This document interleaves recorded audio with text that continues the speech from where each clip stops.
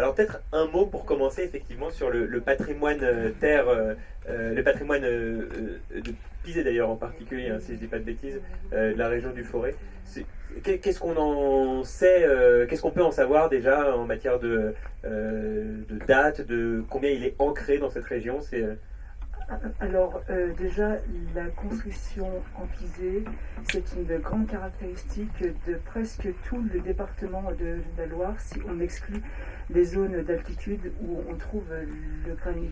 Le pays d'art et d'histoire couvre le tiers centre du département de la Loire. Il couvre donc un nombre important de communes, 134 communes, sur lesquelles on trouve beaucoup de pisé.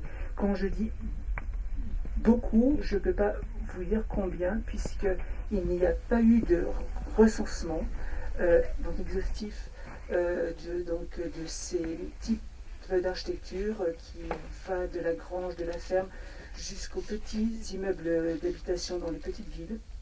Donc on a eu trois cantons recensés par le service régional de l'inventaire, trois cantons donc recensés depuis 1998, dont deux les cantons de Bouin-sur-Lignon et de Montbrison, qui contiennent beaucoup de bâtiments en pisé. Mais aujourd'hui, si on parle d'aujourd'hui et de demain, il y a un grand enjeu, c'est de commencer à recenser par arpentage et à commencer à cartographier pour avoir une photo instantanée de ce que je nomme un vrai potentiel d'habitat pour demain. Pour une petite anecdote, en juin 2019, mon employeur, Loire Forêt, donc Aglo, a demandé au Pays d'Art d'Histoire un plan de sensibilisation des élus aux problématiques d'aménagement du territoire. Donc on a procédé à des lectures de paysages complexes où on pouvait lire en direct donc dans un paysage tout ce qui était enjeux économiques, agricoles, environnement, eau et construction.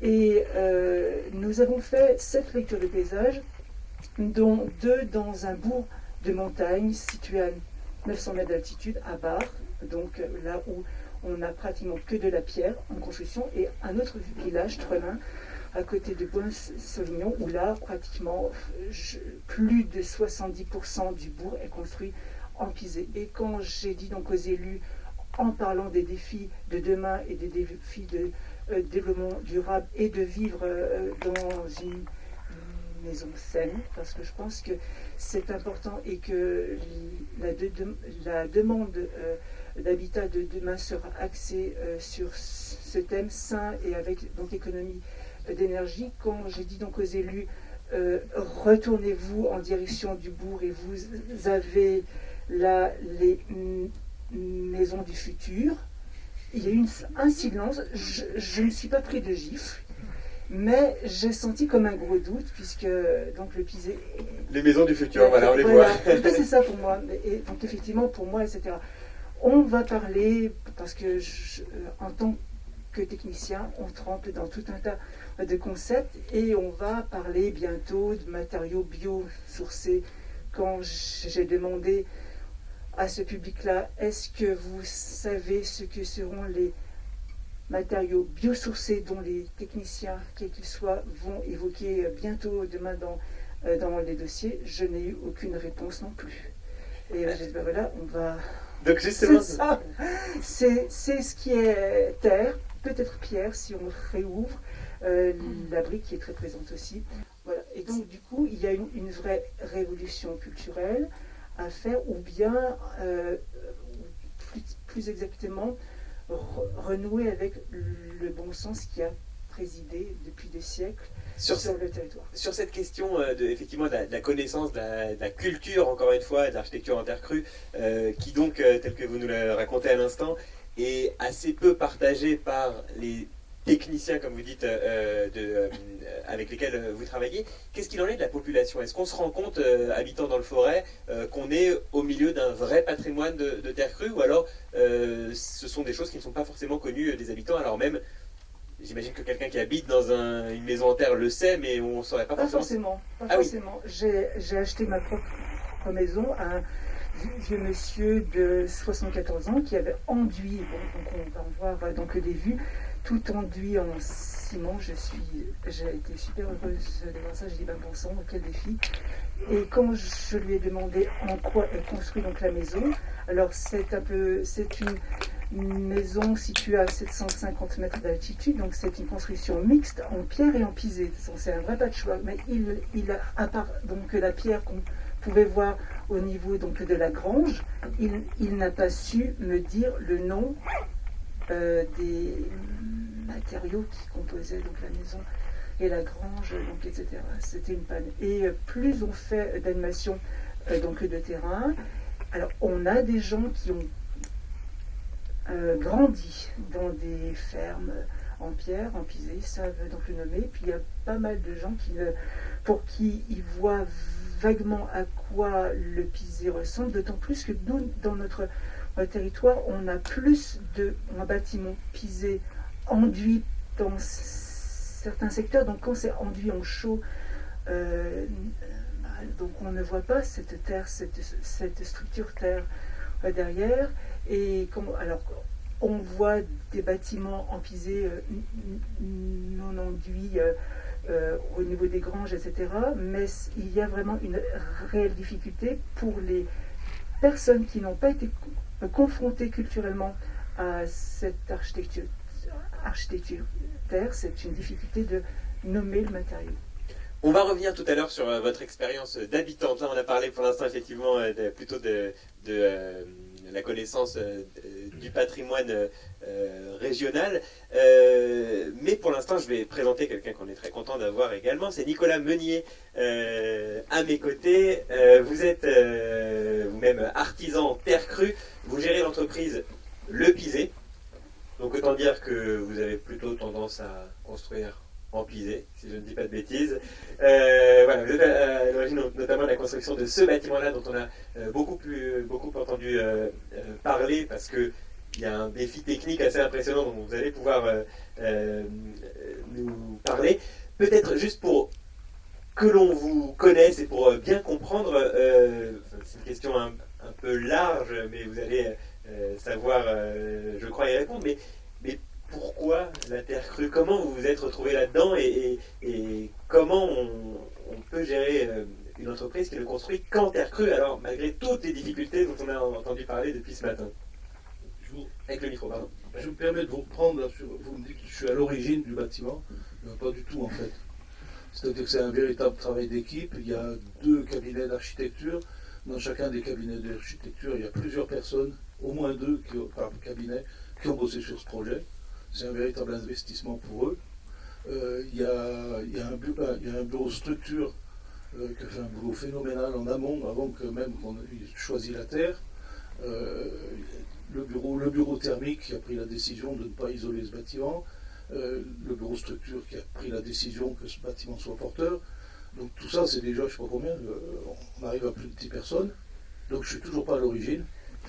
Et moi, j'ai profité de mon expérience et de la petite équipe qui a entre 27 et 31 ans, et c'est eux qui ont monté le bâtiment. Donc c'est pas moi du tout à l'origine. Très bien, on en prend bonne note. Un passeur, on va dire. Et ben voilà, mais c'est vrai qu'on en a peut-être d'autant plus besoin de passeurs, et en tout cas beaucoup plus besoin de travail en équipe lorsqu'on se retrouve effectivement dans des filières qui sont moins évidentes que d'autres où les choses sont un peu plus tracées. Votre deuxième question, c'était de... Comment est-ce que vous en êtes arrivé là d'une part, et comment est-ce que on peut, qu'est-ce que c'est au quotidien que gérer une entreprise qui ne fait que de la construction terre avec toutes les difficultés dont on a entendu parler?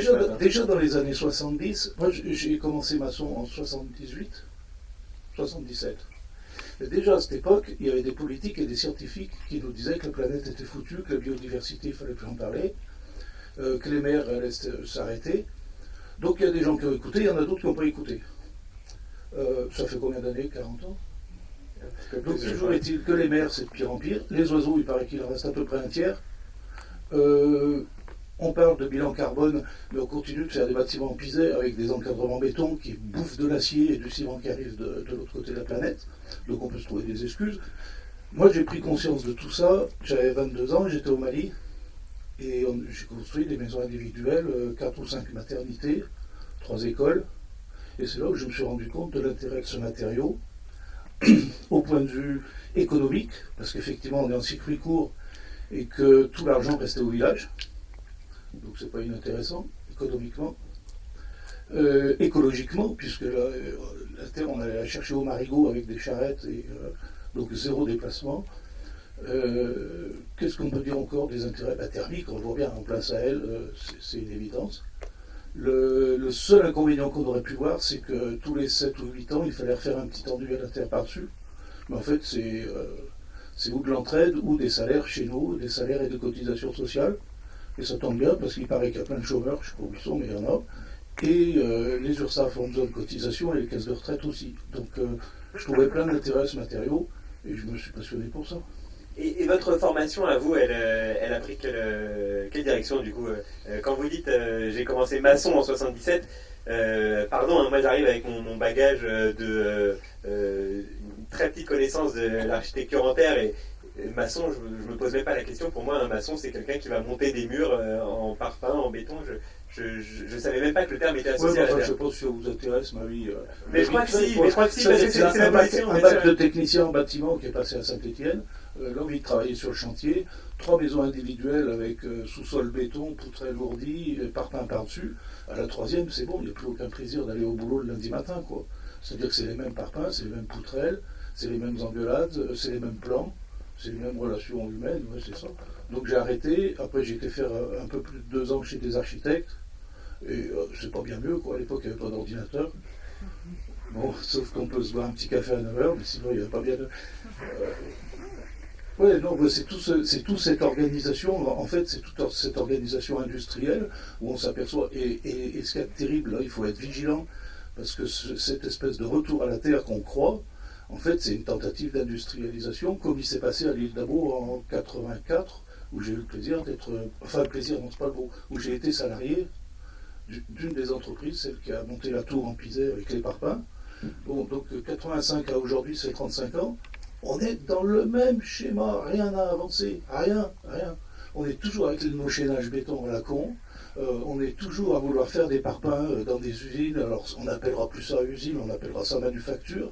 On cherche toujours à mettre la terre en big bag. Non, le problème, il est culturel. C'est-à-dire, tant qu'on restera complètement figé dans cette organisation qu'on voudrait industrielle pour pouvoir spéculer dessus, on ne ferait jamais avancer la construction en terre. Mais alors, peut-être, et là je crois qu'on est déjà en train de lancer le débat du coup, effectivement, mais votre... vous faites la... Pardon. Le classement que vous faites, c'est pas tant les matériaux entre eux, c'est plutôt l'industrialisation par rapport à l'artisanat. Quel est le problème de l'industrialisation? On peut imaginer que c'est aussi ce qui permette de faire mieux connaître la terre, de faire mieux vivre la filière terre, et donc de permettre, selon les bâtiments, d'avoir une manière de faire plus industrielle ou plus artisanale. C'est le discours qui nous est tenu par certains qui vivent des subventions. Donc les subventions, on sait bien d'où elles viennent. Donc on nous fait croire, là, au fil de pseudo-formations, pseudo-colloques, pseudo-PowerPoint et machin, que par l'industrie... je sais pas, vous avez mangé quoi hier soir? Hier soir j'ai mangé des bonbons. J'ai pas dîné hier soir. Mais moi je fais trop le parallèle avec l'alimentation, quoi. On a toujours le choix. On est dans une société, que ce soit les États-Unis, que ce soit l'Europe, on charge son chariot le samedi, on remplit des paquets, on ne sait même pas ce qu'il y a dedans. On a vu le prix, c'est le prix qui va faire la défiance, et on va ouvrir ces espèces de barquettes en plastique avec plein de déchets qu'on va mettre dans les poubelles, etc. Et on ne sait même pas ce qu'on donne à manger à nos enfants. Et il y a d'autres familles qui ont fait le choix de passer au marché le samedi matin, d'avoir des carottes avec de la terre dessus, on gratte les carottes et on fait manger ça aux enfants. La construction, c'est pareil. Le souci, il est culturel. Et après, le souci du prix, il est faux, parce que de toute façon, on n'est pas obligé de manger 1 kilo de carottes pour être en bonne santé, quoi. Et on n'est pas obligé d'avoir une maison de 280 mètres carrés pour être bien avec son compagnon, compagnonne. Mais alors, la question de l'industrialisation, elle pourrait se poser... très précisément, la question de l'industrialisation, elle ne pourrait se... Non, mais commençons, et puis on va comme ça pouvoir ouvrir le débat, mais la question de l'industrialisation, elle pourrait ne se poser que dans la façon de mettre en œuvre la terre. Vous l'associez forcément à des logiques de spéculation, etc. Mais par exemple, on entendait parler, tout à l'heure on a vu la maison des plantes de Ricola faite en pisé préfabriqué. C'est aussi c'est bien l'industrialisation, mais ça permet aussi certaines manières de faire qu'on ne pourrait pas faire autrement. Je vous pose la question avec toute l'analyse de moi, mon rôle de je questionnaire. pense que pour l'état de la planète, dans l'état où on est en train de la laisser, Martin Rock, il aurait mieux fait de lancer une imprimerie et faire du papier peint. Mais non, mais je parle de sujets qui sont graves, hein, c'est pas pour faire rire. Hein. Dites-nous un peu plus, pardon. Et bien là, on a des murs qui sont en 40 d'épais. Donc moi, en 50 d'épais, je suis pratiquement à 1 tonne au mètre carré. Lui, je crois qu'il est en 40, donc il est à peu près à 800 kilos au mètre carré. Il monte à, je sais pas, 10 mètres de haut. Il y a des problèmes de stabilité qui sont phénoménaux. Donc ça veut dire qu'on a des poutrasses, des poteaux en béton, qui sont vraiment maous. Hein. C'est une structure primaire pour faire tout le volume. Et après, dessus, on vient rajouter une structure secondaire, parce que vous remarquez que ces blocs préfabriqués, ils ont des caniveaux par-dessus, et là-dedans, on va mettre des ferrailles, on va couler du béton qui lui-même va être accroché à la structure primaire. Et on va doubler ça avec de la brique de terre cuite qui va encore nécessiter des calories. Moi, je veux bien qu'on parle de développement durable, mais dans la plaine du Forêt, madame, elle nous le dit, on a des granges qui sont aussi grandes que le bâtiment de Ricola. Et il y a des galets qui ont été pris dans la Loire en sous-sol, assemblés avec de la chaux, que de la terre et de l'énergie humaine et de l'énergie animale. Donc on peut dire au départ solaire plus photosynthèse. Ouais, végétarien ou pas végétarien, vous savez, la photosynthèse. Alors c'est sûr que c'est de la transpiration, c'est sûr que c'est des salaires, mais on en a besoin de salaires, on a besoin de cotisations sociales. Donc quelle idée d'aller balancer des trucs comme ça. Et pour la planète, je blague pas, parce que 2 mm de papier, c'est rien du tout à accrocher. Alors que là, pour tenir 400 kg au mètre carré, il faut des ancrages énormes, des structures qui sont énormes. Et qu'est-ce qu'on va faire de tout ça dans 80 ans, quand Ricola, il n'y aura plus de bonbons à fabriquer, ou je ne sais pas ce qu'il fabrique. Oui, des bonbons, des tisanes. Donc il va falloir le mettre par terre. Alors coup de chance, qu'on lui rende hommage, Martin Rock ne traite jamais sa terre. C'est-à-dire qu'il a toujours une terre qui est crue. Alors c'est une terre qui est recomposée. C'est des cailloux qu'il a pris dans une carrière, c'est d'autres cailloux dans une autre carrière, des sables et des argiles. Il recompose sa terre. Pourquoi pas, ça prend de l'énergie, mais je ne sais pas. Hein. Mais qu'est-ce qu'on va faire de toute cette ossature qui est derrière? Alors qu'il nous suffit, c'est ce que disait madame, ça m'a fait sourire, il suffit de se retourner. Le bâtiment de demain, il est juste derrière vous, quoi. Et c'est pas un retour au passé, c'est une nécessité. On ne peut plus respirer. Les poissons sont tous crevés dans la rivière, et les oiseaux, on en trouve, on est où là, Firmini? Si, il en reste 2-3 dans les arbres là, quoi. Donc, et le problème, c'est qu'à 40 ans, il y avait très peu de personnes, à part quelques allumés, comment il s'appelait, là, celui qui buvait son verre d'eau à la télé, là. J'ai pas la référence, pardon. Qui s'était présenté aux élections en 70. Personne ne va m'aider, tant pis. Bon, enfin, il y avait quelques-uns qui... Alors que maintenant, c'est un discours qu'un ingénieur structure peut tenir, qu'un maire de grosse commune peut tenir, qu'un architecte peut tenir. C'est pas question de traiter les gens d'écolos, c'est où on continue, où on crève, il faut choisir. Bon, alors moi, voilà, qui ai un peu de mal parfois à lancer les débats, je crois qu'on y est arrivé un peu plus vite que je ne le pensais. Anne-Christine Ferrand, et après, j'aimerais bien avoir l'avis de Basile Cloquet, vu que, en tant que travaillant sur la sensibilisation, j'aimerais bien avoir son avis sur est-ce qu'on doit transiger ou est-ce qu'au contraire, il faut assumer une construction terre pure et entière. Mais je vous en prie, vous avez une réaction peut-être à ce qui vient d'être dit, Anne-Christine Ferrand. Oui, on parle de spéculation, c'est un danger réel. Moi, je reçois une dizaine de fois par an des coups de téléphone de particuliers qui veulent faire leur autoconstruction donc en terre. Et ils me disent où est-ce qu'on peut trouver de la terre. Je dis déjà, essayez d'avoir un terrain de construction là où il y a de la terre pisable, entre guillemets. Comment fait-on pour reconnaître que donc, la terre est pisable, etc. Le problème donc, de spéculation qui arrive donc à grand train, c'est qu'avant, la terre était gratuite. Moi, je sors d'une famille du côté donc, de mon père, où c'était des agriculteurs assez pauvres, c'est de la montagne. Ils ont quand même construit des parties d'habitation en pierre et en pisé, et c'était des gens qui n'avaient pas des moyens. Mais avant, quand on tombe encore dans des vieilles archives de maisons, on voit bien que le coût de la construction n'allait pas dans la terre, elle allait dans la main-d'œuvre et dans la technicité. Et donc aujourd'hui, où est-ce qu'on veut aller faire les coûts?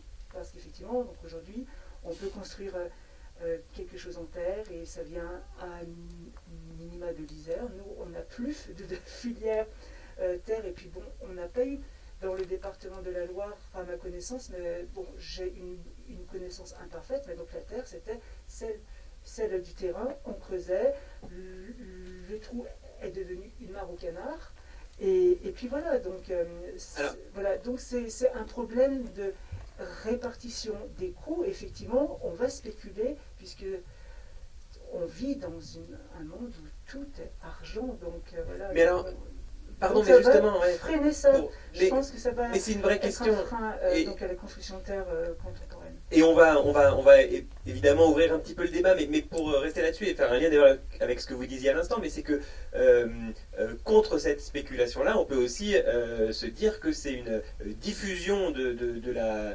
Enfin, j'arrête pas de parler de diffusion de la culture de l'architecture en terre, mais d'une certaine manière, mettre de la terre dans un bâtiment, quel qu'en soit quel qu'en soit le volume, c'est déjà se rendre compte que c'est possible, c'est faire avancer toutes les questions réglementaires et à terme faciliter la mise en œuvre de la terre du jardin sur des murs et pour faire des bâtiments plus grands encore que le bâtiment Ricola avec Martin Rohr. Un mot peut-être, Basile Cloquet, vous-même, vous avez l'occasion, ce que vous avez fait ce matin et tout un tas d'autres choses, vous avez l'occasion de le faire avec des publics qui viennent se former auprès de vous sur la question de la terre crue comme un matériau de construction.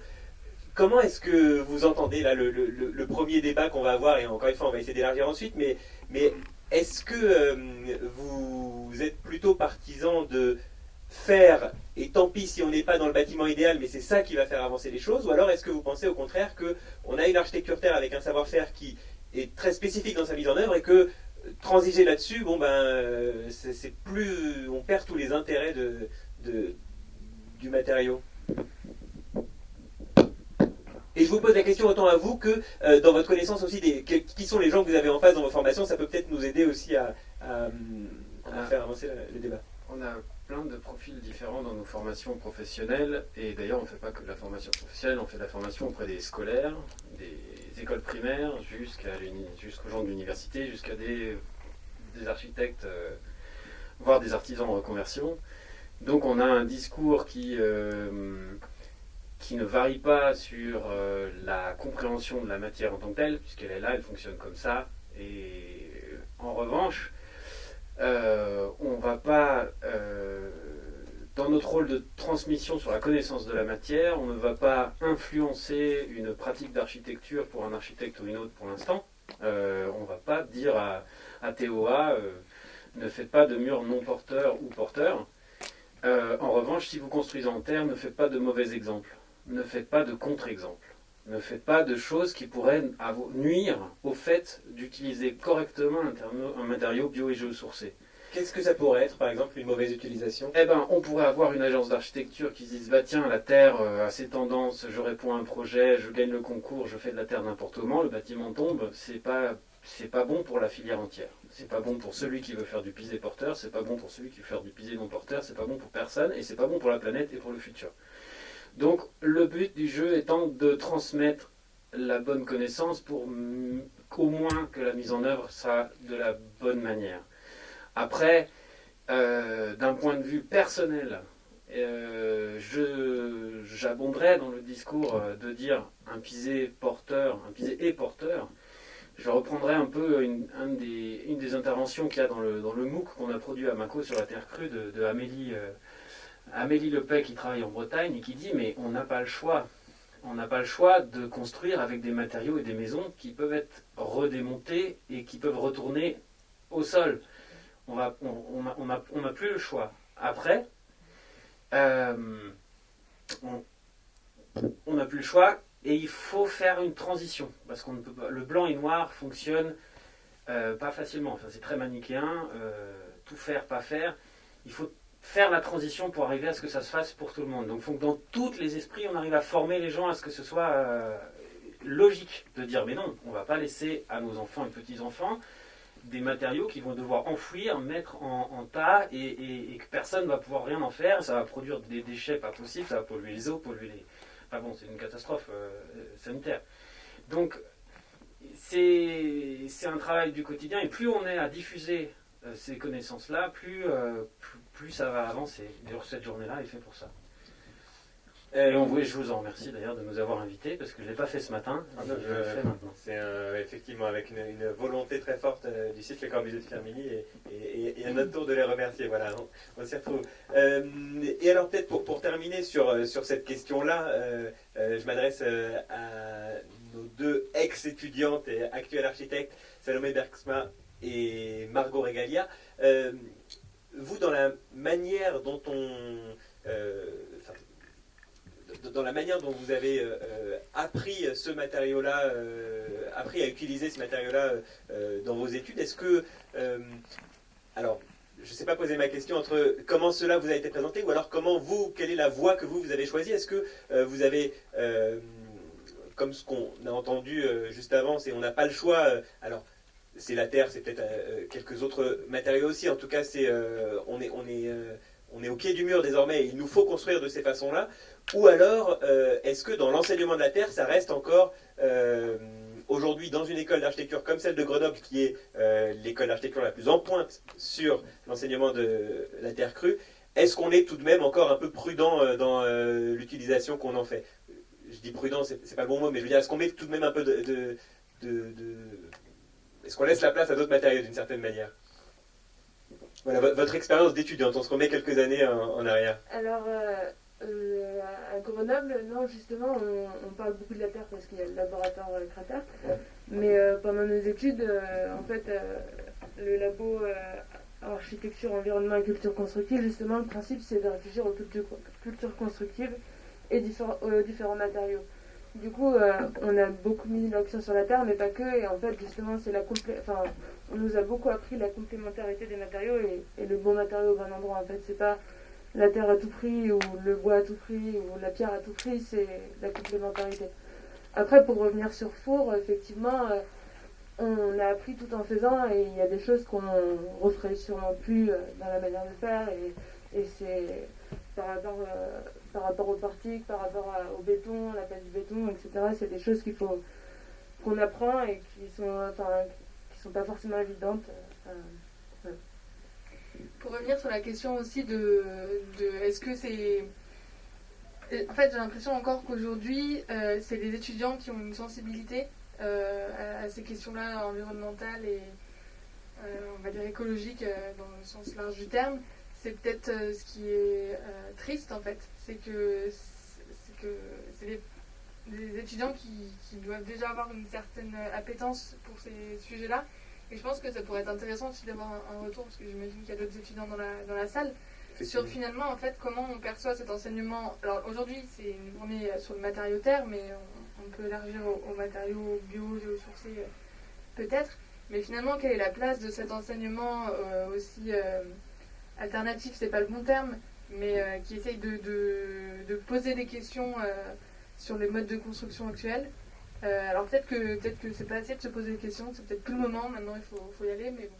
Et alors on va peut-être justement poser la question, et c'est l'occasion, puisque on est à une vingtaine de minutes, c'est fou comme le temps file, on est peut-être à une vingtaine de minutes à peu près de la fin de notre séance, mais je me retourne vers vous, et pour des questions qui vous viendraient en plus, enfin pour compléter un petit peu tout ce qu'on était en train de dire jusque-là, et aussi pour avoir des témoignages. Effectivement, nous avons des étudiants en architecture, notamment de l'école de Lyon, qui dans mes souvenirs était située plutôt par là-bas. Voilà, peut-être entendre un petit peu, s'il y en a l'un ou l'une d'entre vous qui veut bien peut-être lever la main et nous raconter... voilà, très concrètement, moi mon expérience en tout cas, et pour compléter ce que vous disiez, je suis sorti d'études d'architecture il y a une dizaine d'années, je me suis arrêté à la licence. J'ai fait 4 ans en l'occurrence d'école d'architecture. J'ai jamais su ce que je mettais entre les deux traits qui définissaient mon mur. Et je dis ça par rapport à ce que vous nous disiez à l'instant, Nicolas Meunier, et je pense qu'on est a priori plutôt d'accord avec ce qu'on a entendu, mais il faut se rendre compte aussi dans les faits de combien la culture doit évoluer, et peut-être effectivement qu'on a besoin d'avoir des visions intransigeantes de la mise en œuvre de ce matériau, et d'autres qui amènent plus doucement à faire changer les mentalités. On va pouvoir continuer d'en parler là-dessus, mais peut-être voilà, si quelqu'un veut nous raconter une expérience d'étudiant, ou même poser une question par rapport à ce qu'on venait d'entendre. On est vraiment entre nous en vrai, hein, c'est pas... Et puis même, voilà, madame tout en haut, enfin presque tout en haut. Et vraiment, encore une fois, je répète et je rappelle qu'on est tous avec des connaissances très différentes du matériau, et à ce titre, on prend évidemment les questions techniques et très poussées, mais on serait ravis aussi d'avoir des témoignages de gens comme moi qui n'y connaissent pas grand-chose d'une certaine manière. On vous écoute.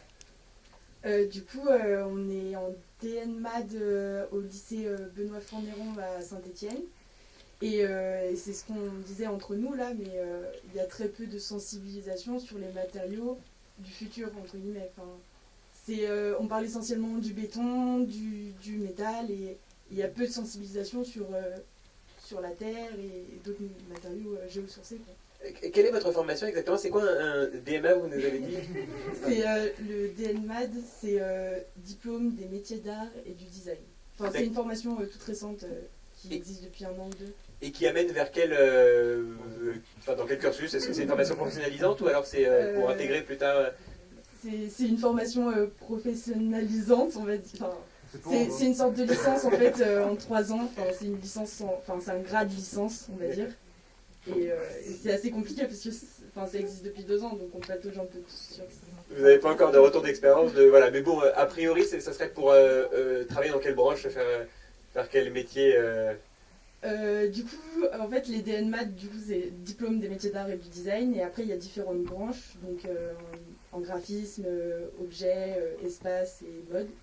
Et du coup, nous, on fait partie d'une branche espace, micro-architecture et architecture d'intérieur. Et est-ce que peut-être je peux vous demander qu'est-ce qui vous a fait venir aujourd'hui ici? Est-ce que c'est personnel ou c'est dans le cadre des cours? C'est dans le cadre des cours, on est accompagné avec 3 professeurs à nous.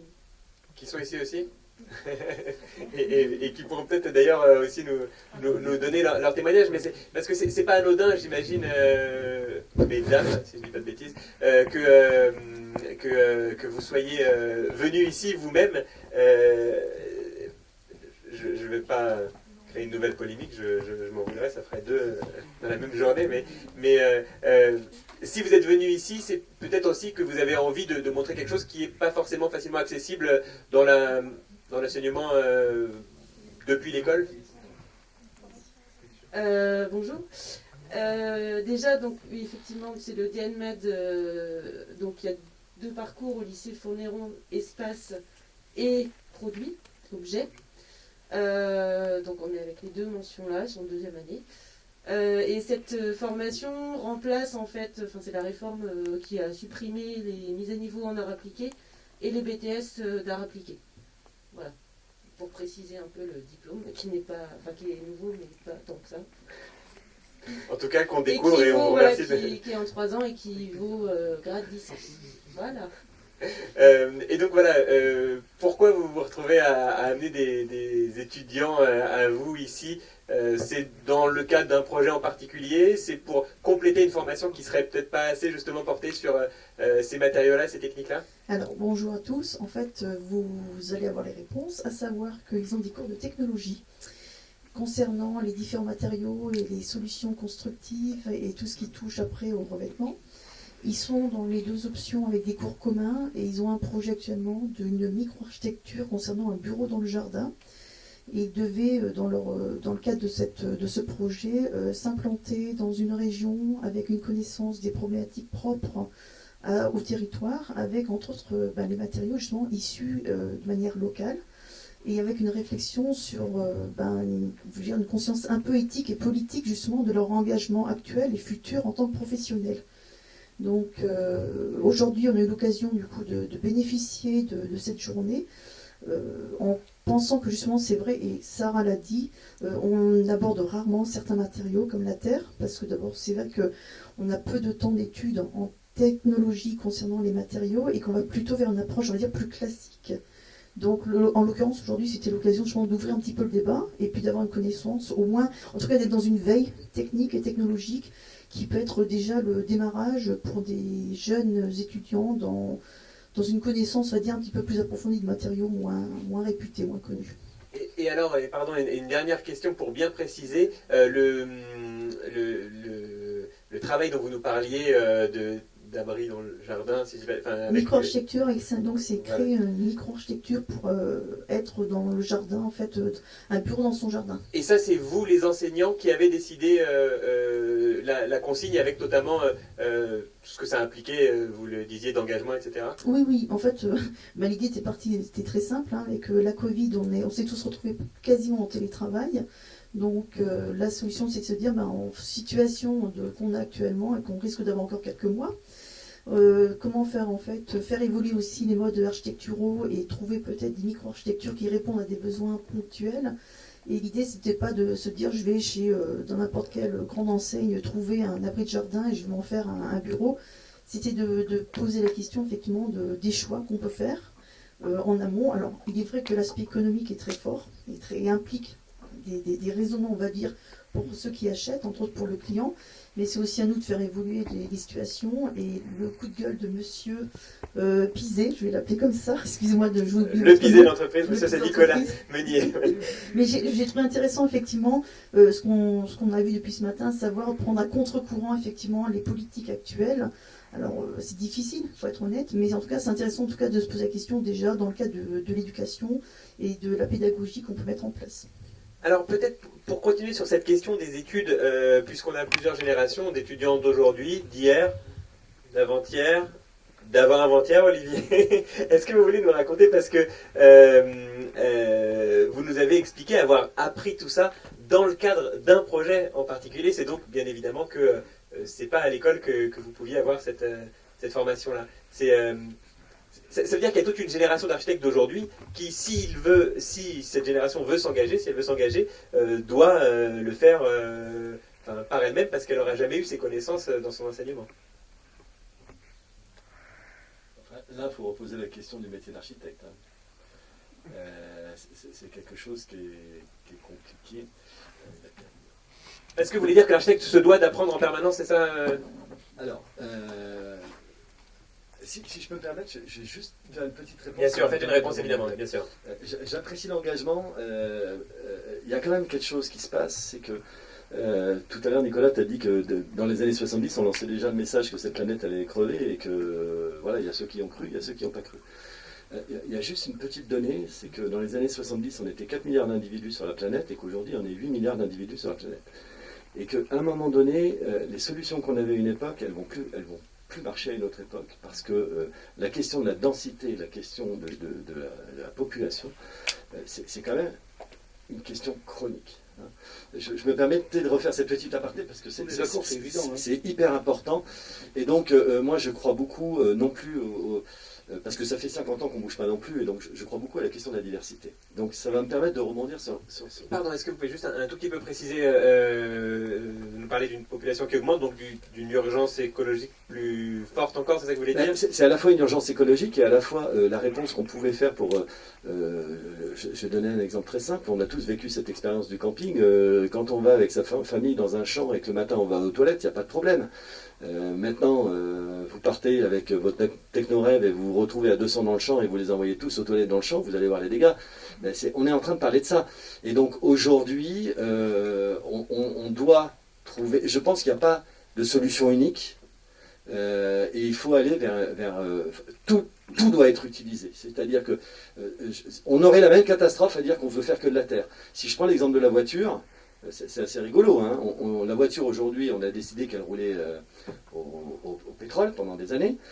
Je me rappelle avoir vu monter le débat des agrocarburants, avec des petits fermiers qui faisaient leur mélange dans leur coin et qui payaient l'amende quand ils se faisaient attraper.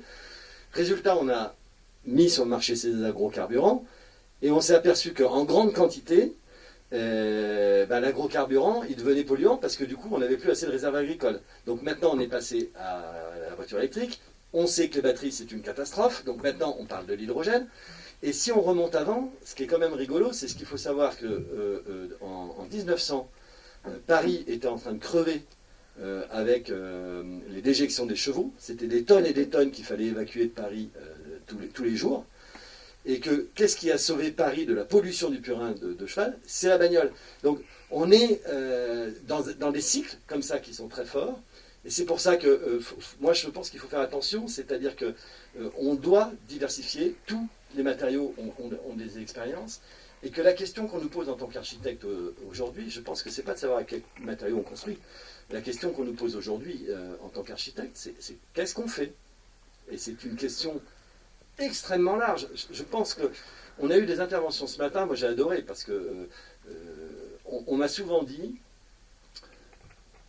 excusez-moi pour ceux que ça va heurter, mais un architecte, c'est celui qui connaît rien sur tout, et un ingénieur, c'est celui qui connaît tout sur rien.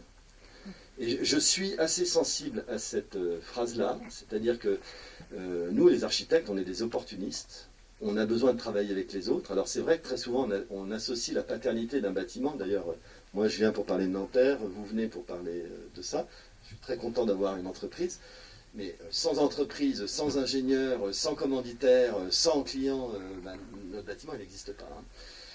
Et donc, pourquoi je dis ça? C'est que je pense que le métier d'architecte, à un moment donné, on nous pose une question, on doit loger des gens, 8 milliards d'individus, ces gens, ils ont besoin de travailler, donc il faut faire des lieux de travail, ces gens, ils ont besoin de services, ils ont besoin de lieux de culture, et ainsi de suite, et on doit faire ces lieux-là, et que nous, on doit nous interroger.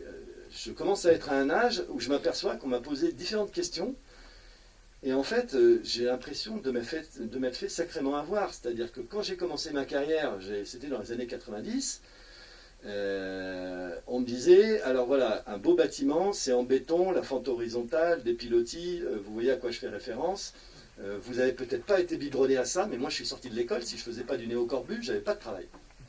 Et notamment à Paris. C'est très intéressant, j'ai fait mon premier bâtiment en bois à Paris, c'était juste avant les années 2000, j'étais tout jeune. J'ai présenté mon projet, c'était même pas un concours, j'avais été choisi, c'était un petit projet. Je me suis fait sortir du bureau. On m'a dit, mais vous êtes complètement débile. On ne construit pas en bois. Au Moyen-Âge, les villes en bois, elles brûlaient. Donc aujourd'hui, on construit en béton. Donc vous repartez chez vous, vous nous refaites une esquisse, et vous revenez avec un bâtiment en bois, en acier, en béton, en acier, en métal, mais pas en bois. Et on a juste demandé un truc, on a dit, d'accord, mais est-ce qu'on peut continuer une variante en bois? Ils nous ont dit oui.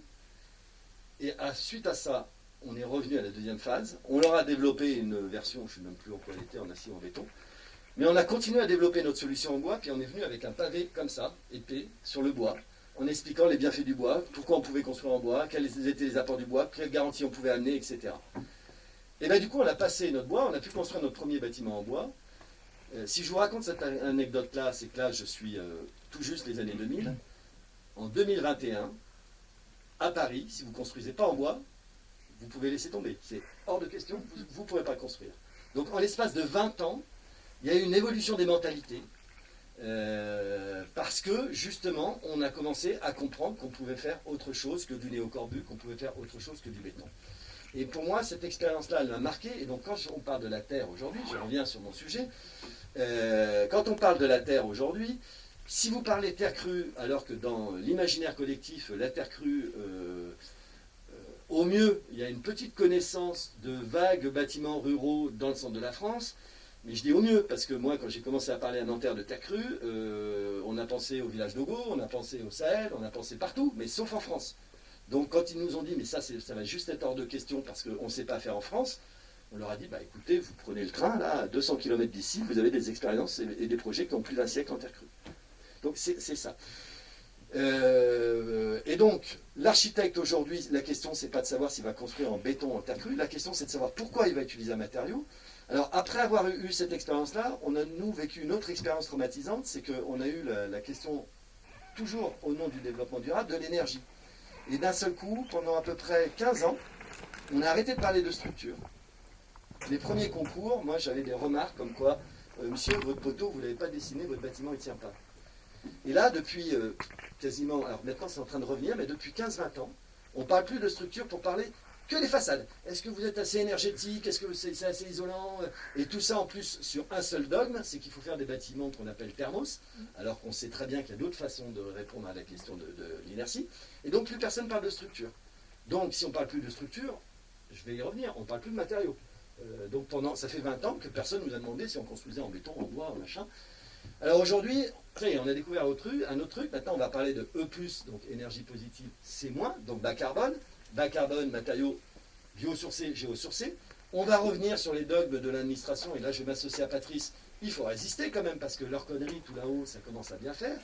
Vous savez que dans le biosourcé, la terre crue, c'est pas biosourcé. Donc aujourd'hui, vous avez un label bâtiment biosourcé, mais comme son nom l'indique, biosourcé, c'est les éléments issus de la nature, mais qui se régénèrent. Donc ça va être la paille, le chanvre, ces choses-là. La terre, ça ne s'est jamais régénéré. Donc aujourd'hui, quand vous voulez être labellisé biosourcé, vous pouvez faire un bâtiment en terre crue. Ah ben non, ça ne marche pas. Parce que les matériaux géosourcés ne sont pas reconnus. Donc il ne faut pas, en tant qu'architecte, suivre cette demande, il faut être prospectif. Et c'est là qu'à un moment donné, moi, j'ai pas envie de répondre à la question. Ma formation, elle ne m'a pas appris à raisonner sur un matériau. Elle m'a appris à me poser des questions. Elle m'a appris à ouvrir le journal le matin. Elle m'a appris à regarder la planète en me disant, mais mon Dieu, quel est le problème là? Qu'est-ce qu'on nous demande? Et comment on va essayer de répondre à ça? Alors chaque fois, on est pris dans des tenailles. Un des sujets qui nous anime aujourd'hui, à la sortie du Covid, comment on va continuer à faire des T3 de moins de 60 mètres carrés en ayant quand même une qualité de vie à l'intérieur? C'est une vraie question. Donc je m'associe à la très forte motivation engagement, et en même temps il faut ouvrir, parce que si on n'ouvre pas, ça ne décollera pas.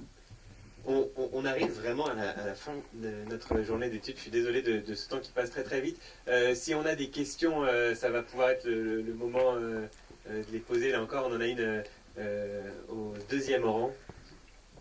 Et à votre masque, je devine que vous êtes venu en équipe, Nicolas Meunier.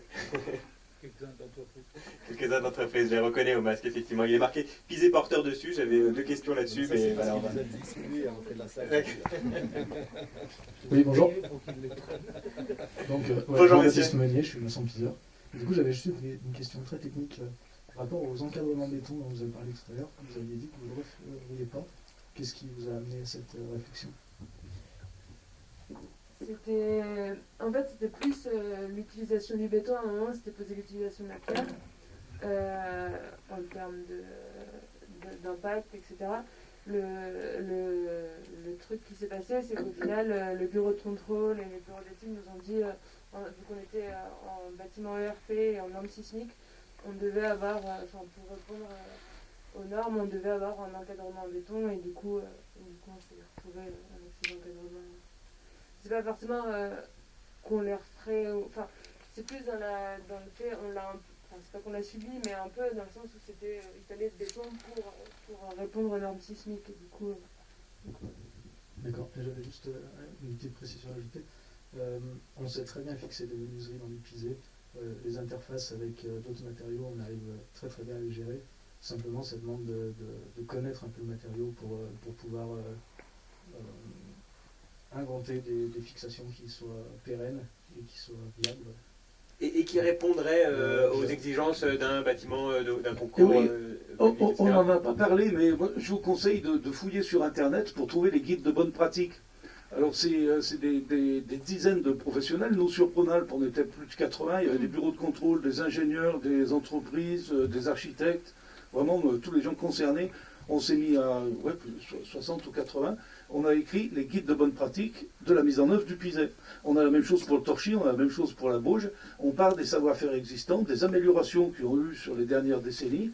C'est pas un cadre contraignant comme une norme avec obligation de moyens, en disant tu dois prendre tant de cailloux, tu dois mettre tant d'argile, tu dois compacter à tant de décanewtons ou machin. Non, c'est obligation de résultat avec autocontrôle de l'entreprise qui peut être élargi à toute l'équipe de maîtrise d'œuvre avec obligation de résultat. Et ce qu'il faut, c'est un bon Piset qui tienne à la compression, qui ait de l'inertie pour la thermique et qui résiste aux intempéries. Donc je vous conseille la lecture, c'est gratuit, c'est facile à trouver. Moi je suis d'accord avec vous, mais on y revient. C'est-à-dire que pour arriver à ce résultat-là, ça veut dire qu'il faut qu'on ait suffisamment d'entreprises compétentes qui sachent faire pour arriver à mettre en œuvre ce niveau de précision-là. Et donc c'est pour ça que moi je reviens un petit peu en arrière. On n'est pas encore dans ce temps-là. Quand je dis qu'il faut... Alors après, il faut s'entendre sur la notion d'industrialisation. Ce qu'on a besoin aujourd'hui, c'est de développer la filière. Quand on a fait notre groupe scolaire à Nanterre, c'est une entreprise de gros œuvres normale qui a répondu à l'appel d'offres. Et pour faire parce qu'elle s'intéressait au sujet, mais elle n'en avait jamais fait. Et qu'est-ce qu'elle a fait? Elle a embauché deux piseurs qui venaient d'où? De Grenoble, qu'elle a fait monter à Paris et qui ont formé les mecs sur place. On en est là, c'est-à-dire alors un bassin comme l'Île-de-France, qui est quand même un gros pourvoyeur d'entreprises, aujourd'hui il n'y a aucune entreprise qui sait faire du pisé en Île-de-France. Et c'est pour ça, quand on parle d'industrialisation, il faut s'entendre sur ce qu'on veut dire. On ne cherche pas à être dans des blocs de terre crue qui sortent d'une usine. Ce qu'on cherche, c'est avoir des filières aujourd'hui et avoir des entreprises en suffisamment grand nombre pour qu'on puisse faire des projets en quantité, que ce soit en termes d'échelle ou que ce soit en termes de nombre. Et c'est là-dessus qu'il va falloir se battre, parce qu'aujourd'hui, le lobbying du béton, c'est un truc, c'est l'enfer. Pour répondre à cette question de précision. Pardon, je précise parce que les gens derrière ne savent pas, mais vous avez vous-même le masque pisé porteur. Voilà, donc on devine là encore. Moi, j'aurais bien aimé revenir sur. Vous avez parlé plusieurs fois de comment c'était important de construire en terre pour que ça rentre dans la culture collective et qu'on sache que ça existe. Mais alors, quand on voit un bâtiment où il y a de la construction en terre crue noyée dans des matériaux industriels, est-ce qu'à ce moment-là, on peut vraiment parler de réversibilité? Est-ce que c'est pas plus qu'un discours? Et quand le matériau a besoin de structure béton à chaque encadrement, a besoin d'enchaînage, qu'il est isolé, où sont passées les qualités du matériau? C'est quoi la cohérence? À part en plus un surplus de coûts. Je pense qu'on y a un petit peu répondu tout à l'heure aussi, qu'il y a cette idée encore une fois, de démonstration. Je pense que vous parlez du bâtiment qu'Olivier Meheux venait nous présenter, notamment. Non mais je l'ai dit, on a fait un bâtiment imparfait et on a assumé ce choix-là. Je l'ai dit dès le début, je n'ai même pas cherché à avancer masqué. Le bâtiment idéal aurait été d'être en terre crue avec du bois. Je suis étonné, personne ne m'a fait la remarque de l'inox. Mais c'est une belle démonstration, c'est-à-dire qu'on a associé la terre crue, qui est un matériau éminemment environnemental, parce que recyclable à l'infini, et qu'on a refusé de mélanger avec du béton à ce titre-là. Et puis par contre, au-dessus, on a mis de l'inox. Je vais en profiter pour rebondir, mais par opportunité, non pas pour vous critiquer. J'ai entendu qu'eux, ils ont mis du bois brûlé. Alors bois, ça résonne mieux que inox, mais par contre brûlé, ça fait bondir en théorie sur les enjeux environnementaux, parce que sur les questions énergétiques, le bois brûlé, c'est une catastrophe. La démonstration qu'on a faite, nous, sur le projet, là, sur l'inox, outre le fait qu'encore une fois, on est dans un bâtiment imparfait. Et on l'assume, mais ça nous intéresse davantage de pouvoir le faire que de ne rien faire. Et est-ce que notre bâtiment est reconvertible? Non, mais les 300 tonnes de pisé, oui. Donc c'est toujours ça qui n'est pas en béton. Sur l'inox, c'est un matériau éminemment non performant d'un point de vue environnemental, mais de la façon dont il est mis en œuvre, façon zinc, très fine, bosselée, en fait, le volume d'inox, il est quasiment nul dans le bâtiment. Et par contre, on a une durabilité de la façade au-dessus de la terre qui est quasiment éternelle. Et donc, après, cette question du débat, alors ça c'est un débat théorique, on peut en parler pendant des semaines et des semaines. Qu'est-ce que c'est de construire environnemental? Est-ce que c'est toujours d'avoir que du bois, de la terre, du caillou? Ou est-ce qu'à un moment donné, face à la pression, encore une fois, si on fait que des bâtiments à base de bois, de terre, de cailloux, pour répondre à 8 milliards d'individus, il va finir par nous manquer du bois, de la terre et du caillou. Il va bien falloir qu'on trouve autre chose. Hein. Mais en tout cas... Pardon. Une rapide réaction et puis... On se mord la queue, parce que les 8 milliards, on peut passer à 12 milliards. Ouais. Le problème, c'est qu'on a de l'énergie fossile. Cette énergie fossile nous permet d'extraire le minéral qui nous permet de faire de l'énergie nucléaire. Mais un jour ou l'autre, même si on est 14 milliards, il n'y aura plus d'énergie. Donc pour le moment, la génération, elle est assez maligne pour trouver des solutions qui sont avec les énergies qui étaient... Parce que c'est pas compliqué pour trouver les matériaux. Il suffit d'arriver avant Denis Papin, avant l'arrivée du charbon. Hein, et on a fait des habitats pour tout le monde, sous toutes les latitudes. Pas pour le même monde. Pas pour le même monde. Mais on a les ressources pour faire pour 8 fois plus. De la terre, il y en a pour 8 fois plus. Et en plus, on l'a expliqué à tout le monde, on peut prendre les vieux bâtiments, on peut les rebroyer, on peut remonter du mur. Mais moi, je suis partant si vous me changez toutes les entreprises du jour au lendemain et qu'aujourd'hui, on a des entreprises... Ah ben, le problème, c'est un problème de formation. Ça fait 40 ans qu'on fait des PowerPoint qui servent à rien. Je suis d'accord avec... c'est sur les chantiers et c'est dans les agences que se passent les vraies formations. C'est dans les vieux bâtiments en pisé qu'on se rend compte des vraies pathologies, comment on peut les curer, comment on fait pour les éviter. Et on ne fait aucun bilan de ces formations qui sont faites depuis 40 ans, mais il serait grand temps de les faire, quoi. Bon. Une dernière réaction, madame, et on va se voir. Je voulais juste signaler que c'était pas du tout une attaque à un projet, enfin voilà. C'était juste que c'était une tendance. Aujourd'hui, quand on parle de construction, quand on regarde des projets en terre, c'est globalement ça qui est demandé et qui se fait. Et donc c'était seulement pour faire exister ce débat-là qui ne paraît pas, qui a toute son importance. Et merci encore une fois d'avoir eu cette intervention. On est où, pardon? Là, à gauche. Ah oui, bah oui. C'était juste pour aller dans le sens de la remarque qui venait d'être faite. Je suis tout à fait d'accord, dans le sens où, au final, c'est quelque chose qu'on pouvait voir, notamment dans le panorama des architectures contemporaines. Contemporaines, merci, que David a pu présenter ce matin. Cette lecture notamment de sous-bassement, alors en portique ou pas en portique, béton, est quelque chose qui ressort beaucoup aujourd'hui dans les architectures terre contemporaines.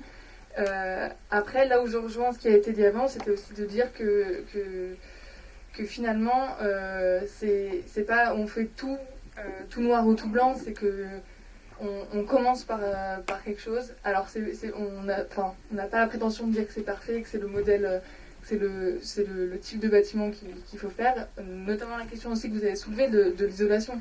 La pertinence d'isoler de la masse thermique en intérieur, la question de l'inertie à l'intérieur et des échanges avec le volume habité se pose tout autant. Pardon, non, allez-y, excusez-moi.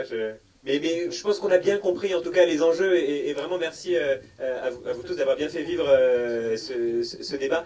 Et peut-être un dernier point pour terminer, je crois qu'on va être vraiment très très... Je suis désolé, et d'autant que je m'étais engagé sur un dernier témoignage, celui d'une habitante que nous avons la chance d'avoir là. Et voilà, vous prenez votre deuxième casquette et peut-être juste un mot très rapide, très concret sur ce que c'est finalement que d'habiter dans un bâtiment terre. On l'a plus ou moins compris, ça transparaissait dans finalement toutes les discussions qu'on avait tout à l'heure, mais voilà, au quotidien, qu'est-ce que c'est, qu'est-ce que ça implique, qu'est-ce que ça apporte en matière de confort d'une part, on a parlé d'hygrothermie, etc., mais comment ça se manifeste très concrètement, et peut-être qu'est-ce que ça implique d'autre part, est-ce qu'il y a certaines spécificités dans le fait de rénover son bâtiment. Enfin, voilà, si vous pouvez peut-être nous faire un témoignage, je suis désolé, je pensais qu'on allait y passer au moins une demi-heure et je vous demande une minute là-dessus. Très vite. Le bâti que j'ai acheté se situe à 750 mètres d'altitude dans les monts du Forêt et il est en construction mixte. J'ai donc de la pierre et de la terre. Et on rencontre beaucoup ces constructions mixtes entre 600 mètres d'altitude et 800 mètres, 900, voilà, donc un petit peu plus rare. Quand j'ai acheté le bâtiment, la partie habitation que je devais rénover pour y habiter très très vite en quelques mois, c'est-à-dire que je devais faire mon chantier de rénovation pour y habiter en 4 mois et demi, en gros. C'était très vite. J'ai vu où était située à peu près la pierre dans la partie grange, mais la partie habitation, elle est entièrement couverte de béton. Et quand j'ai fait installer un deuxième conduit de cheminée, l'artisan qui m'a installé ce deuxième conduit a dû enlever 15 cm de ciment. Alors, j'ai quand même acheté cette maison, sachant que je ne connaissais pas la proportion pierre-pisé, quelle hauteur de pierre, quelle hauteur de pisé, où est exactement donc le pisé. Donc c'est vraiment complexe et en fait, avant de se dire comment je vais habiter là, on part aux premiers travaux, c'est-à-dire isolation des combles, on change tout ce qui est donc couverture parce que c'était du simple vitrage qui prenait l'air de partout, c'était du simple vitrage des années 70 et on met du bon vitrage. Et pas de système de ventilation mécanique. J'ouvre les fenêtres un quart d'heure par jour et c'est du bon sens. Voilà.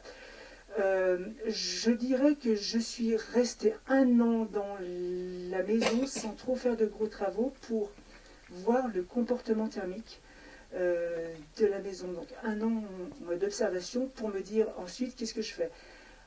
À l'intérieur, il y avait une chance inouïe, et c'est pour ça que j'ai quand même acheté donc la maison, c'est que tout donc les murs intérieurs avaient été doublés par des parois en briques de galandage. Et quand j'ai démonté une fenêtre, j'ai pu constater qu'il y avait une paroi brique de galandage, une lame d'air de 10 cm, le pisé derrière, et puis donc le béton de ciment à l'extérieur. Donc je me suis dit, il y a de l'air quand même qui passe, donc au cas où il y a des problèmes d'humidité.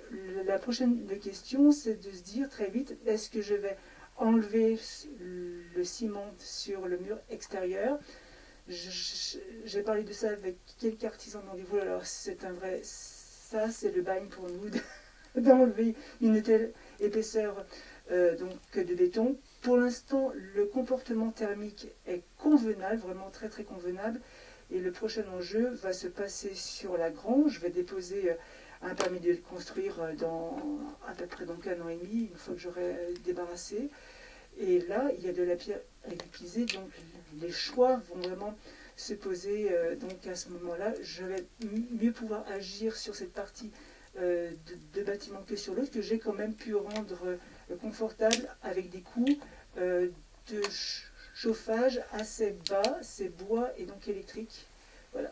Et pour vos problématiques très techniques, je vous invite, je crois qu'il y a pas mal de gens, et encore une fois, vous les reconnaîtrez assez facilement, qui pourront peut-être vous aider sur le sujet.